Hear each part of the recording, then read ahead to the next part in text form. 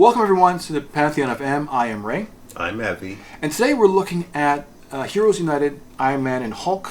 It is a really interesting animation. It's like a digital animation, polygon animation of two of the biggest pillars of the MCU, Hulk and Iron Man.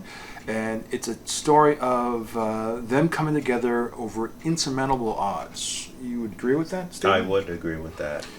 So let's get into the plot. Now, the plot has three levels to it. You have the Abomination, who's the villain. Actually, there's three villains at three different levels. There's Hydra, which starts off with Hydra, and that story kind of quickly fades. Abomination is one of the ongoing villains in this. And you have a brand new villain who's catered specifically for this particular animation movie called Zack, I believe his name is. So let me give you a review, because it's been a long time since you and I both saw this, and I'm going off my memory of this. And that really is Hulk, because of his gamma radiated blood. Hydra wants to recharge his arc reactor, and they need Hulk's gamma radiation to help fuel it. So they hire Abomination to help lure Hulk in so they can extract his gamma radiated body. What Abomination doesn't know is that they also want about his own radiated blood to help power this generator, this arc reactor. The problem with what happens is that there's so much power that's being produced from this, because the Hulk is enraged, that they blow up the station slightly and open a porthole from this energy that's released. And in it comes this single-celled organism that is made out of energy. And that's like it's a living creature, but it's made out of energy because it's from a different dimension. Now, being a simple organism, you have primary functions like survival and adapting to your environment. And as such, this thing would attach itself to things of energy as well, and leeching onto that and growing. It leeches on to start technology, like a spacecraft, and draws the knowledge from Jarvis and from whatever he has as technology, being aware of the social connections that he has, like social media and everything like that. He's able to draw all this visual as well as technological data into itself and grow from the energy. So it became almost the evolution of it grew exponentially. It became self-aware of itself and sentient. And I think during the explosion, I think the scientist died in the explosion, leaving only Abomination and this entity. So it becomes a battle now of Hulk and Thor teaming up in order to stop this new entity from spreading out or causing more harm. It kind of has like an Aliens kind of feel to it a little bit. But overall, what were your general thoughts of the animation movie? It was a good story, lots of action and stuff, but I didn't like the way, I don't know, I guess the way it was done, the 3D thing, totally different. Maybe that's why. Yeah, I think they took a lot of shortcuts because it's just a mapping over a polygon. Yeah. So you don't see actual movements or emotions or actual like physical like. I think because it takes like 24 months to do an actual animation. With this sort of polygon digital sort of rendering, they could probably do an animated movie in probably 6 months. Like it looks. I'm not saying cheap. It's brought to you guys from a group from Van Nuys. It's called Brain Zoo. They do a lot of great gaming stuff, and so they work on a couple of animated movies too.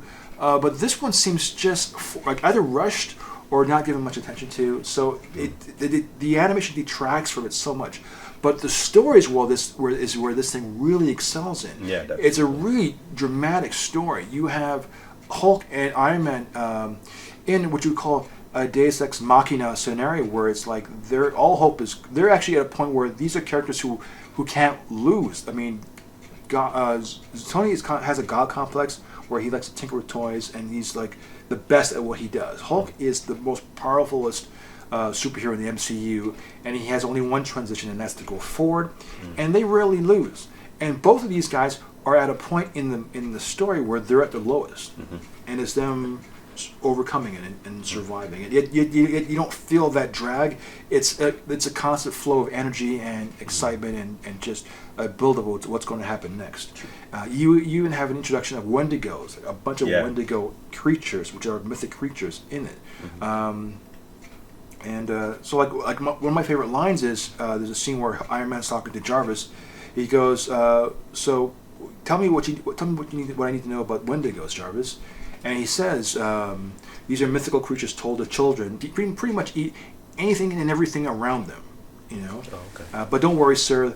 They can't harm you because they don't exist. Meanwhile, one is looking Tony right in the face. Yeah. He says, Jarvis, that's not going to help me at this point. You know, and he's surrounded.